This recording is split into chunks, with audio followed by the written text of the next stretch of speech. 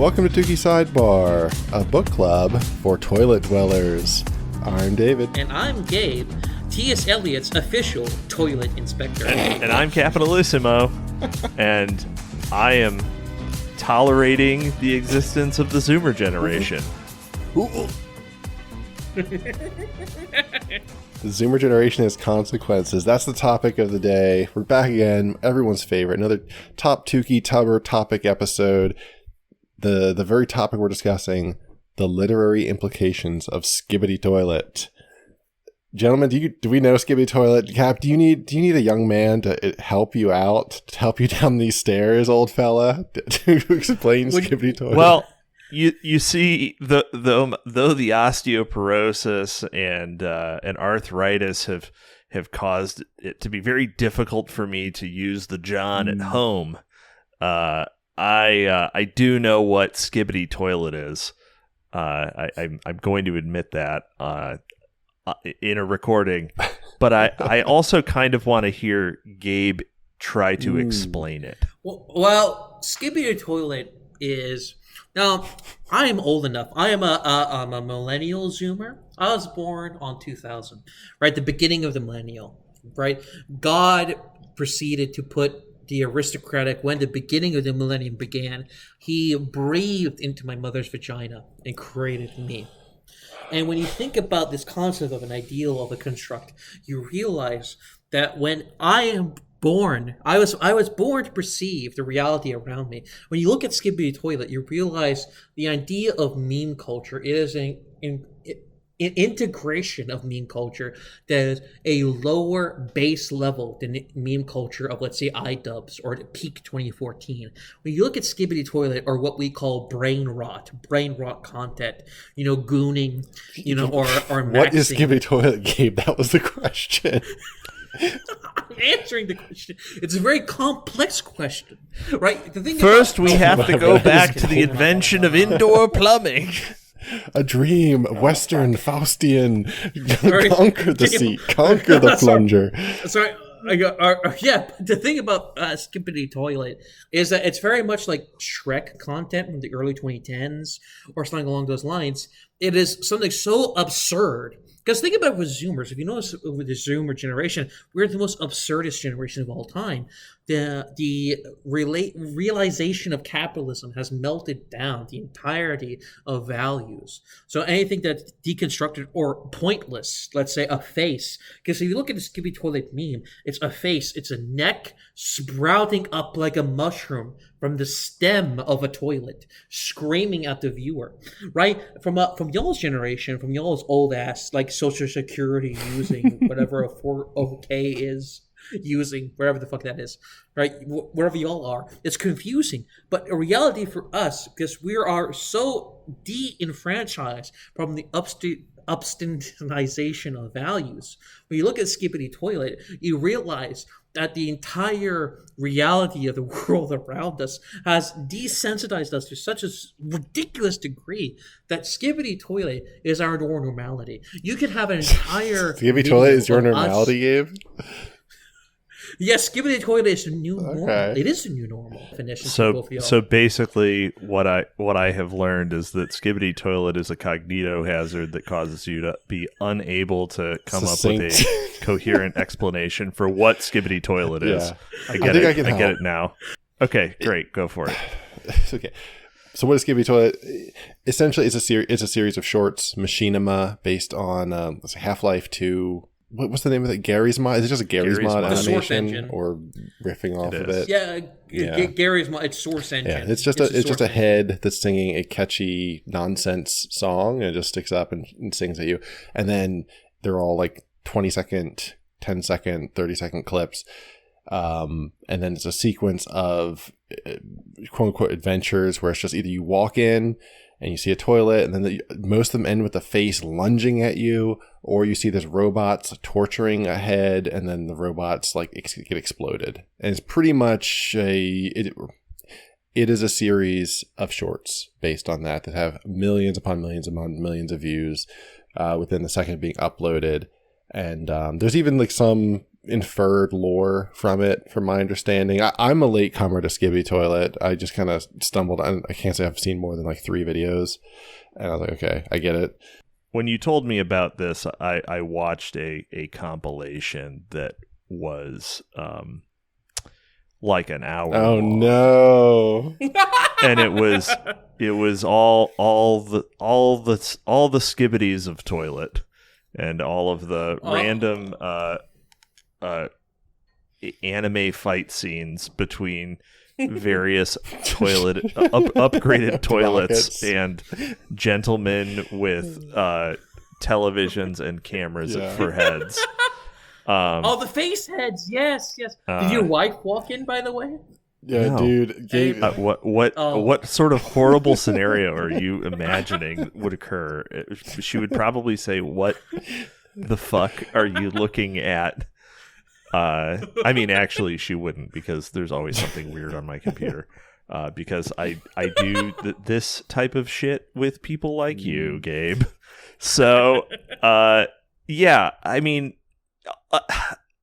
the Dadaists won, right? The only kind of like art that is consumed in sort of mass media. Like, it used to be that absurdism was just like how advertisements were made. And now, like, absurdism is absolutely everywhere, and there's no underlying meaning to Skibidi Toilet, right? Like, there's no literary theme of Skibidi Toilet.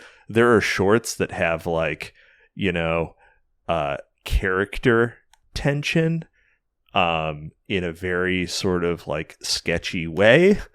So, like, you know, Band of Brothers type of thing, where the camera head guys are breaking into a Skibidi Toilet production facility, and there's like squad-based drama. But there's no dialogue at all. It's just gesturing. Yeah, no, there's no dialogue. It's very like it's very perfunctory in terms of its narrative. Stuff doesn't make sense. Deus Ex Machina is the default.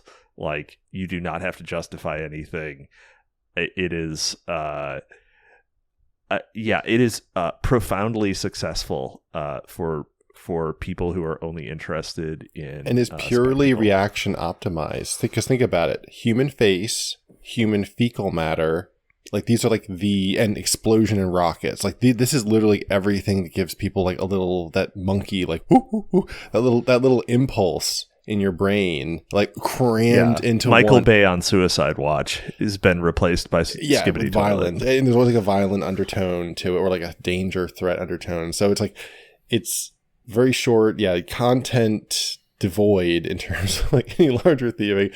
And so when I say the literary implication of Skibidi Toilet, it's not necessarily saying that there is literary value to it, but more that there is a... Well, actually, I would like to interject just real quick, David or Rod.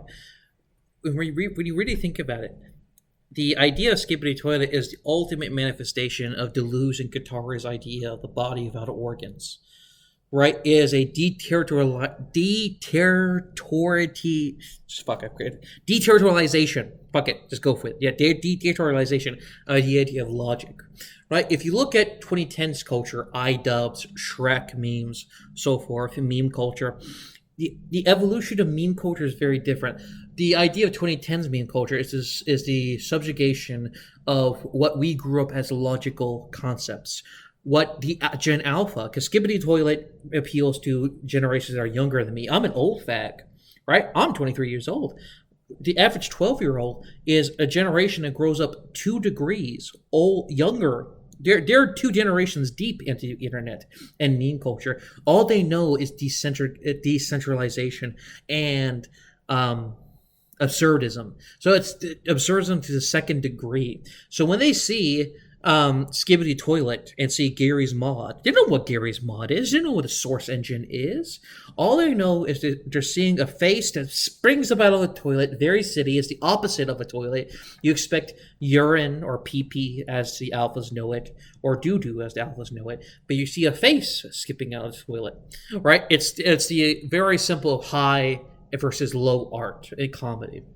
Right, so you see this realization upon their faces. You see this, and I think it's the resolution of highest comedy. So that's the thing. Irony is a very dangerous thing. If you look at Skibidi Toilet, you know who would else think Skibidi Toilet is very funny?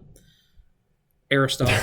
Aristotle would think it's Adolf Hitler and Aristotle, right? The very biggest theorist, because he said, if you notice, Aristotle's theory of irony, it develops from century upon century. Irony becomes something that's only used by elites of a society, by the elitist vanguard or the Platonic guardian class, the people of gold.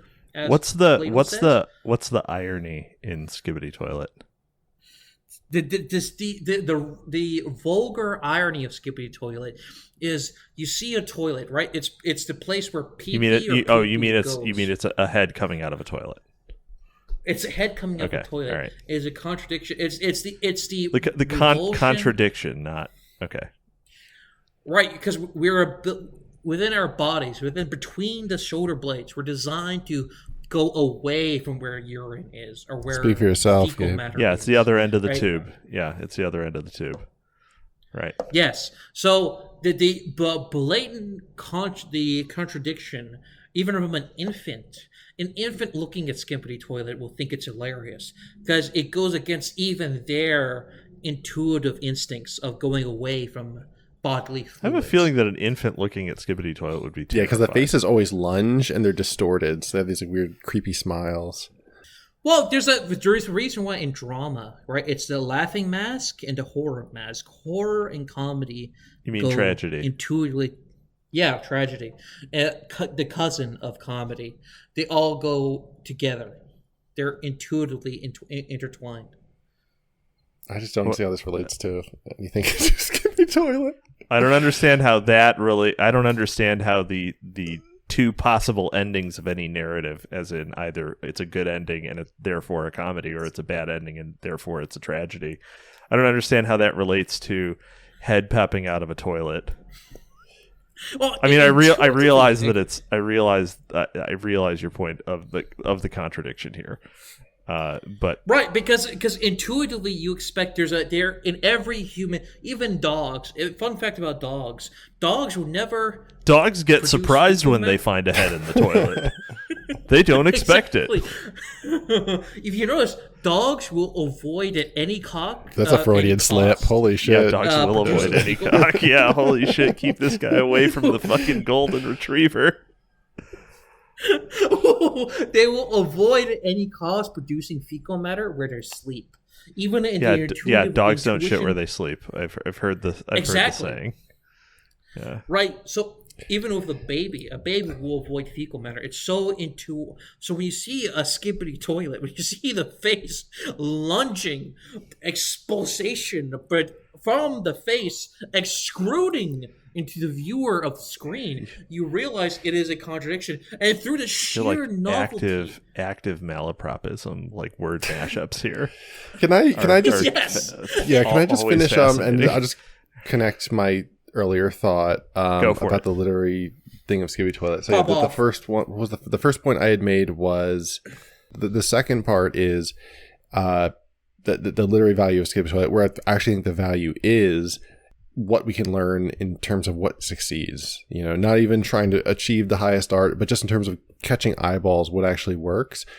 And we had actually had an interesting conversation with some other people earlier about whether the novel as a form was dead, which I think might be interesting to touch on. So I guess the thoughts in my mind is, or two key thoughts, or three thoughts.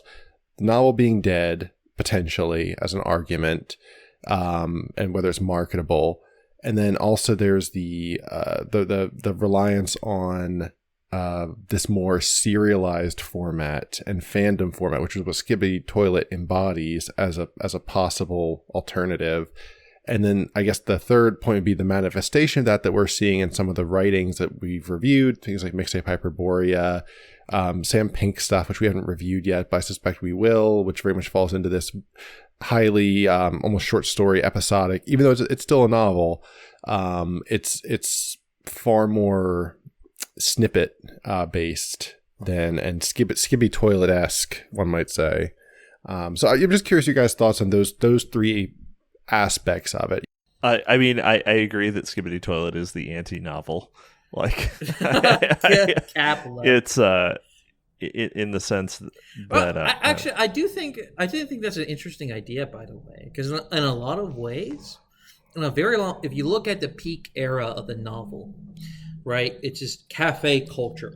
If you look at cafe culture, let's say Marcel Proust or Victor Hugo or any of the writers writing from 1912 to 1989, it is the Skibidi Toilet of novels. Because what is cafe culture? Cafe culture. Yeah, no, I agree with you. I 100% agree with you. Right? Yeah.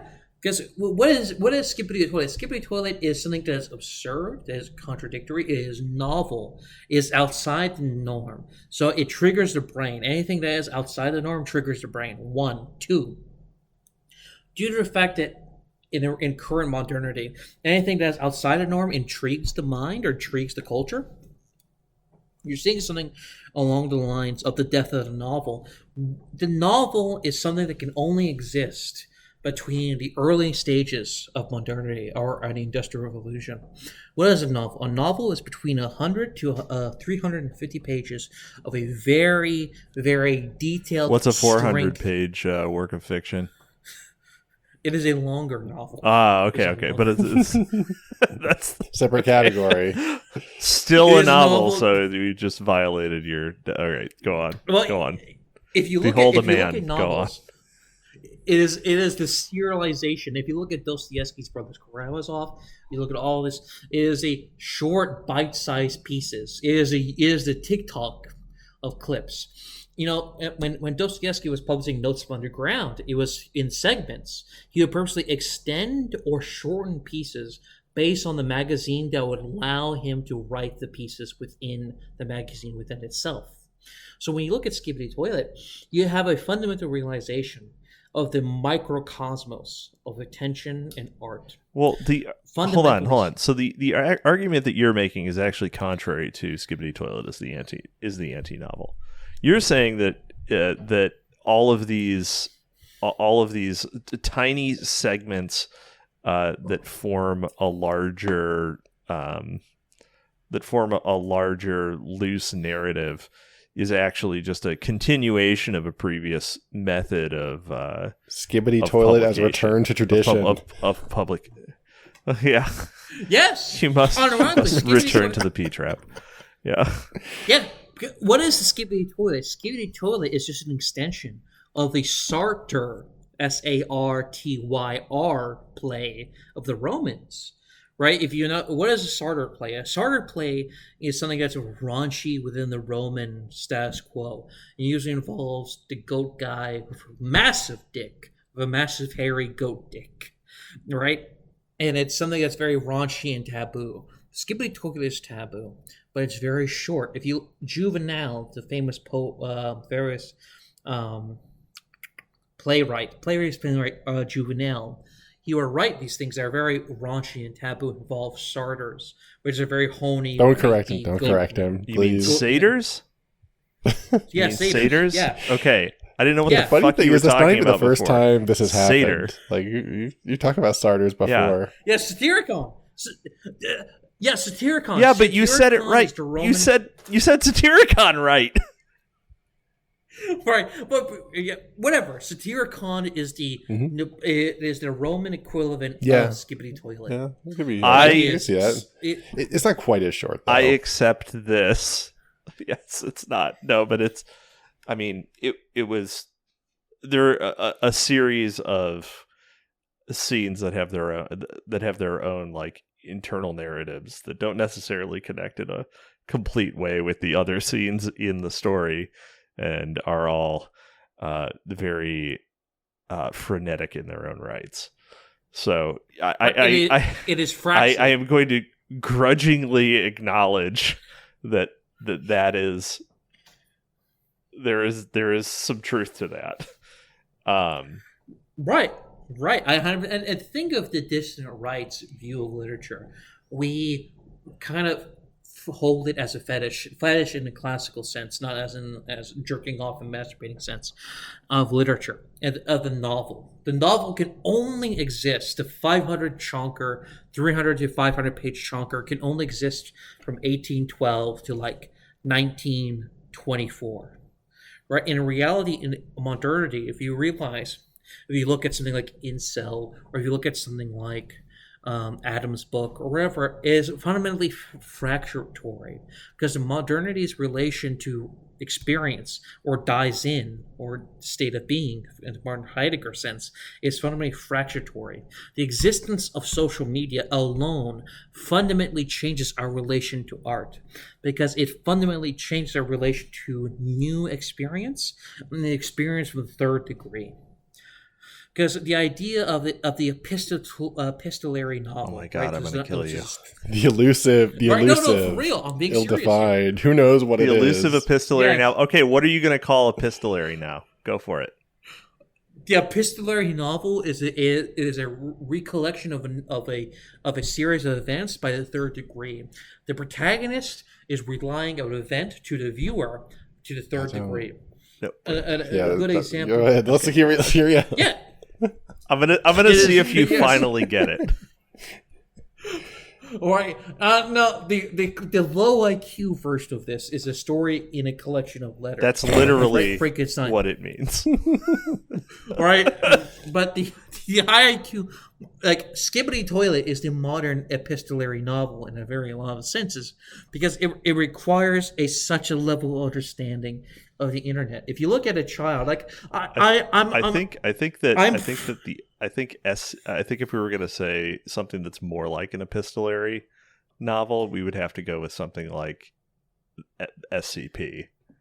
SCP is also a great example. It would be a better example of something that's more like a modern epistolary thing, because it's the creation of fictional artifacts to relay a fictional narrative in a traditional epistolary novel, that artifact being letters, and in the SCP Foundation, those are database entries in a also fictional organization whose data organization method forms the frame of the narratives. So that would be more accurate. What you could say, and what I think is certainly true and actually even uncontroversial, is that Skibidi Toilet is just a fantastically successful kind of new form of the serial, right? And like, maybe it's slop. It's obviously slop. There's no there. It's just stuff. And if we need to like roll into some sort of media analytical frame here, like Marshall McLuhan, where this, I think it is probably true in a generational sense that Skibidi Toilet, like those types of things being dominant ways of conveying a narrative,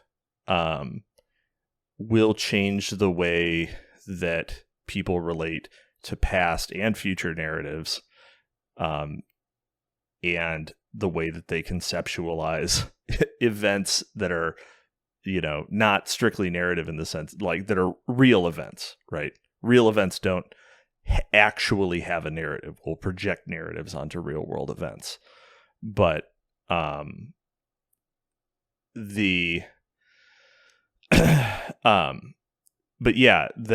but we should also, I think we should acknowledge that, like, even though like the first Skibidi Toilet was completely unhinged, right? And had no, the progression is the perspective character goes through a liminal space. Goes through a liminal space. Goes through a series of nondescript rooms. Right? It's okay to say generic rooms. It goes through some generic rooms. Sees a toilet with a head projecting from it. It is speaking gibberish, and then at the end of its gibberish, the head lunges at the perspective character, or at the perspective.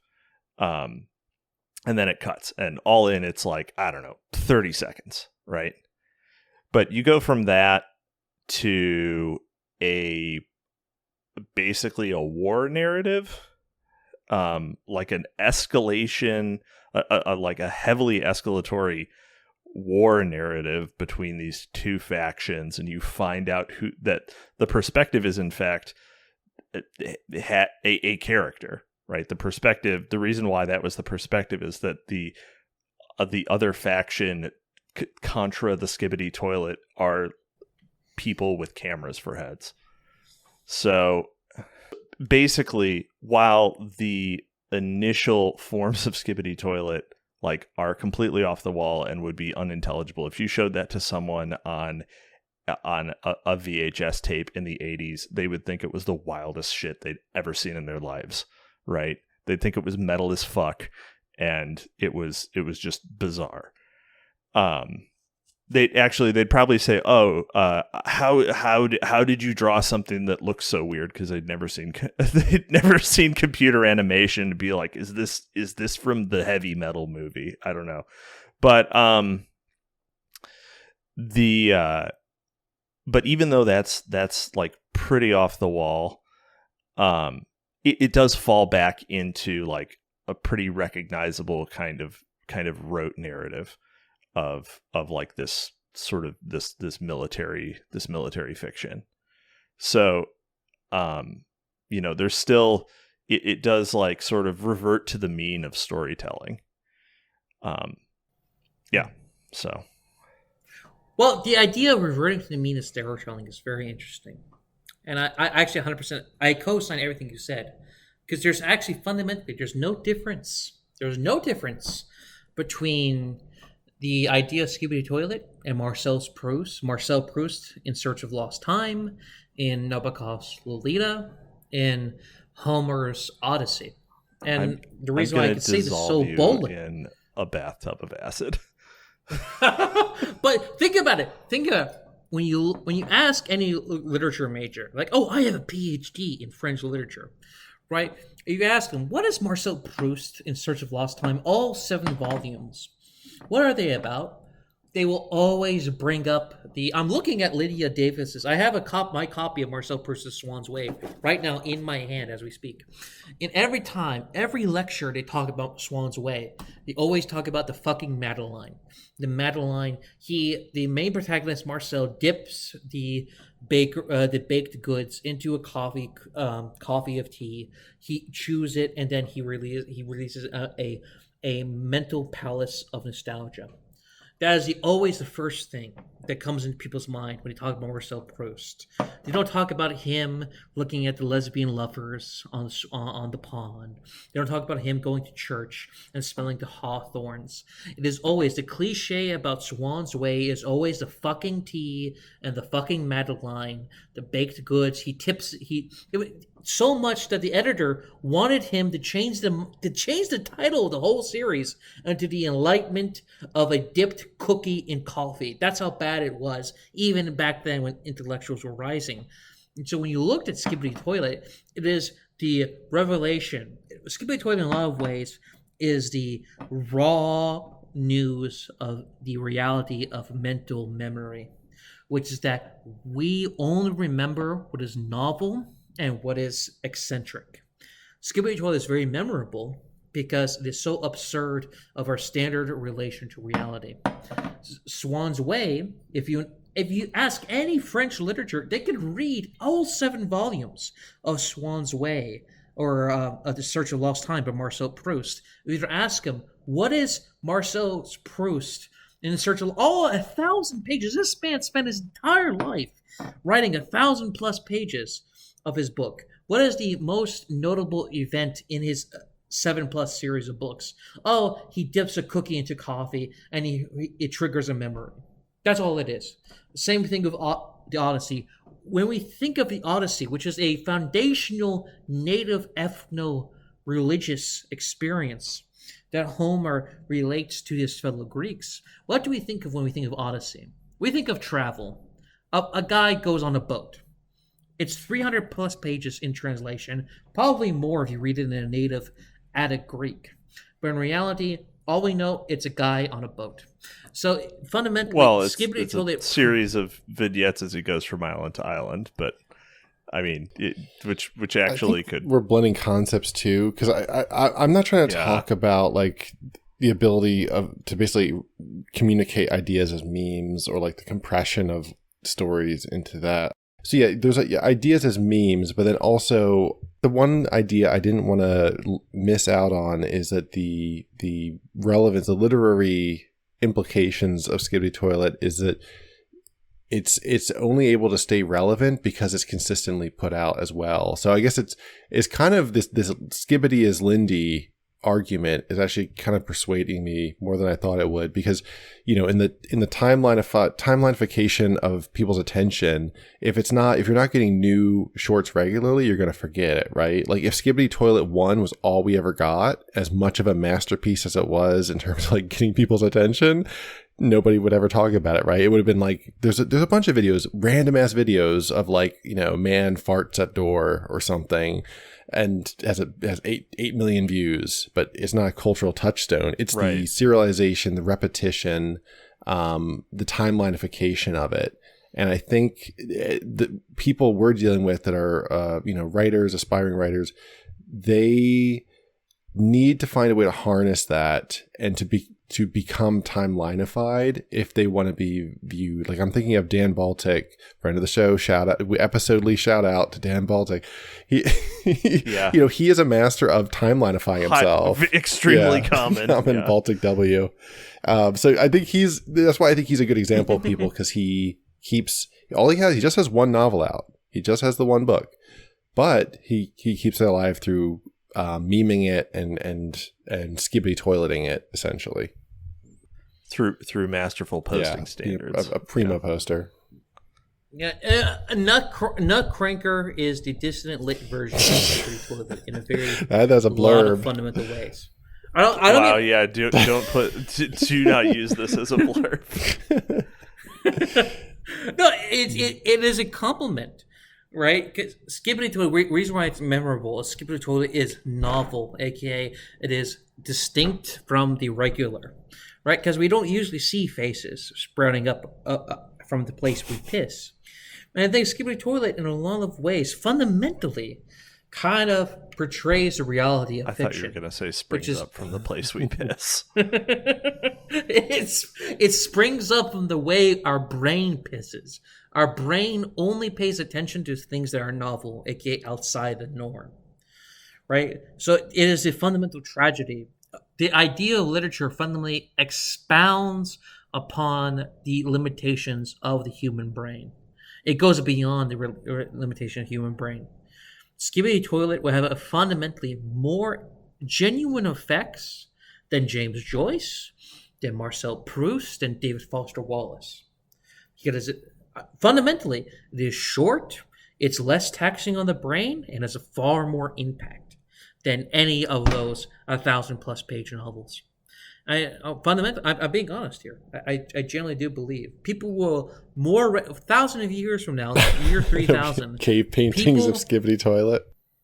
Yes, honestly, they will first think, when they think about the 2020s or the 20th century, they'll see Skibidi Toilet before they turn the page of their version of a book. I think you're conflating broad appeal and broad popularity in its period with like longevity and whatever. Like there's a distinction in terms of depth of engagement with something. Yes.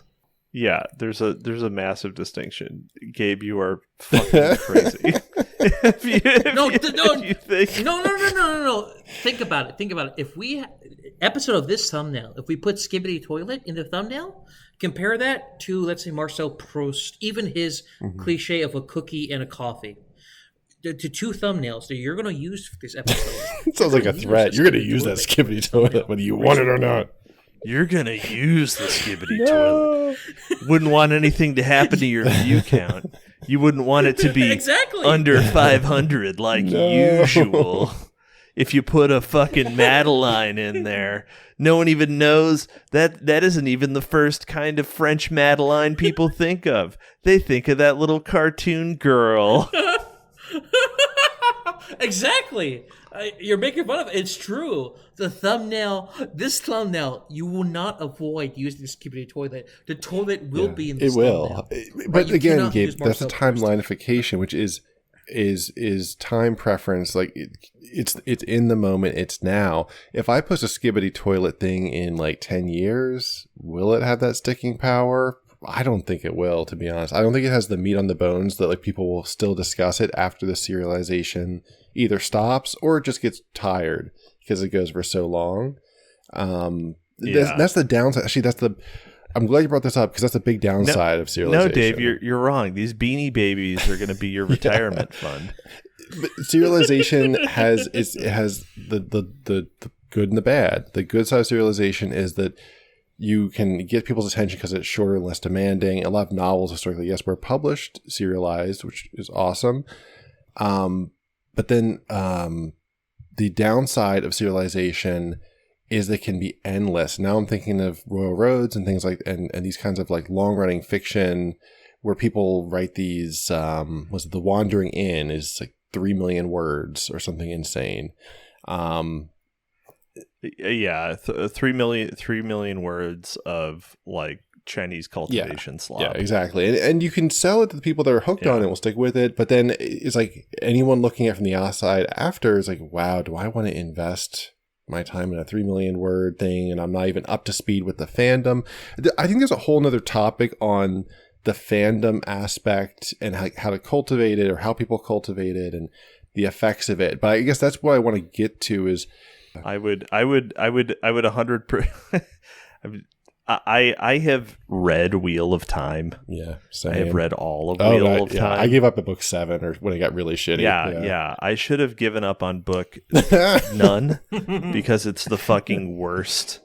It's the worst. It's absolutely terrible. There's nothing that I have enjoyed more than seeing like modern day adaptation ruin the legacy of a piece of work as much as I have enjoyed seeing Wheel of Time get shat on, because it was fucking bad at the beginning. It was bad the whole way through. Brando Sando is actually the best part, but only because after he did his books, there weren't anymore.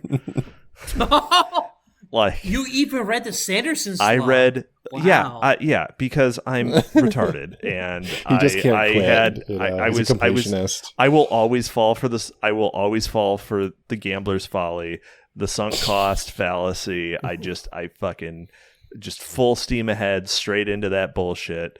I was like, I was going off the recommendations of some former friends who were like, oh no, it gets good. There's some bad books in the middle, but it gets good. It turns out it's all fucking middle. All of them suck.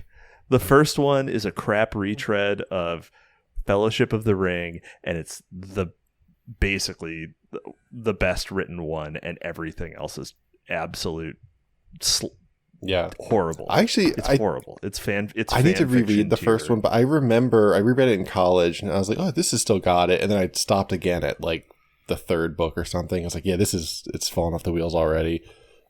We should do an episode just on Wheel of Time at some point, like a retrospective. One for the clicks, but then two, it's like of a time period. It's so fascinating. Actually, it ties into this in really cool ways in terms of like, yes, the fandom effect and the serialization.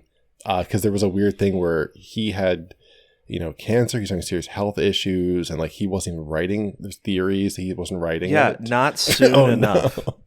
Yeah, not soon enough. Should have had childhood leukemia so that we would have been spared the Wheel of Time entirely. Damn, Jordan heads. Damn.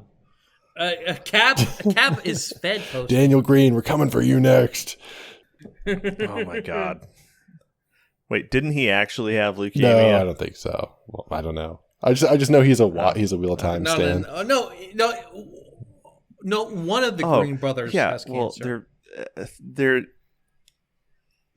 I wouldn't actually wish cancer on virtually anyone. Certainly not for being a shit author. There are enough shit authors in the world.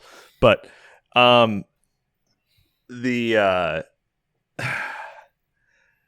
yeah, I mean, no, Wheel of Time is just trash. It's actual trash. I don't know how else to say it. I mean, I could go through book by book, but then I'd have to fucking reread them. Which we'll do a whole topic on it at some point, because I have it's one of those things. I have a lot of like unresolved feelings about it, and one of my big struggles is like, would I recommend anyone read it? And there's a part of me that's like, maybe, absolutely not. No way. No way. There are so many better fucking books to read.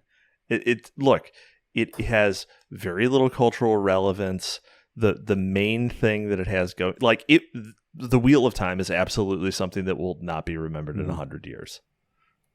Wow, that's a bold statement. Yeah. I will upload my brain to the fucking cloud the first time I have an opportunity, just so that I can gloat that Robert Jordan wasn't even his name. He was like a fucking jobber actually respectable to be a jobber author, but he just started writing his own thing with no fucking plan. And I think the reason it was successful as basically a psyop. People were just spoiled on fucking Tolkien, and they wanted another long series, and just assumed that everyone would, and either they didn't really appreciate what Tolkien had done, or they just assumed that all epic series would pay off in the same way. But it was playing on to the Skibidi Toilet example. They put the Skibidi Toilet thumbnail of their age on the cover. It's like, yeah, this is your heckin' Lord of the Rings, basically, that horrible cover image with the girl is Rand looks like he's 80 years old for some reason in the background. If you remember the first book's cover, it's really weird cover art. Are you saying that the Wheel of Time is the Skibidi Toilet? It played into that, the serialization element. Granted, it was longer. Those were chunker books, which was in style at the time. Skibidi Toilet is better than the Wheel of Time because you can get through all of it in an hour. Wheel it into your old folks' home. Cap can enjoy it. That's what they're watching. Yeah, it's done. There we go. There's nothing more. Yeah, no, I think that all makes sense, and I feel like there's a ton more we could cover here. We're scratching at ideas of serialization, modern fandom, and some of the ways it can be beneficial and negative, and then also this sort of historical look at the past Skibidis iteration of the Wheel of Time. We got to cover at some point, man. It's too Kino. It's slop Kino. It's like prequels. No, it's bad. It's actually bad. There was other shit published during the same time period in fantasy that's better, easily better. Just in terms of the regular enjoyability and having a payoff, and not constantly describing being edged across books. These fucking the braid. What was the other ones? The other memes. Oh god, all of the goddamn women, hands on her hips. Yeah, one who the fuck, Nynaeve just being a turbo cunt the entire time, and then not Aragorn, whatever the fuck his name was that I just have mentally filed away as Aragorn. Logain? Yeah. Aragorn you ordered off of Aragorn at AliExpress. home. We have him at home. Yeah. But yeah, we got it. We got to do another deep dive into some of these. So let's call it there, because I feel like we have a couple juicy ideas, and yeah, we'll follow up again. Thank you, everybody listening. End of the video club. Anyone that stayed to the end of the video, thank you. Like, comment, subscribe, rate us on any application you can find us on. Thanks for hanging around to the end of the video, guys. Really, unironically, I do appreciate it because that does help us. Yeah. Thank you for listening, if indeed you still are. And please donate to the Peter Steele Fund. Also known as Patreon and Subscribe Star.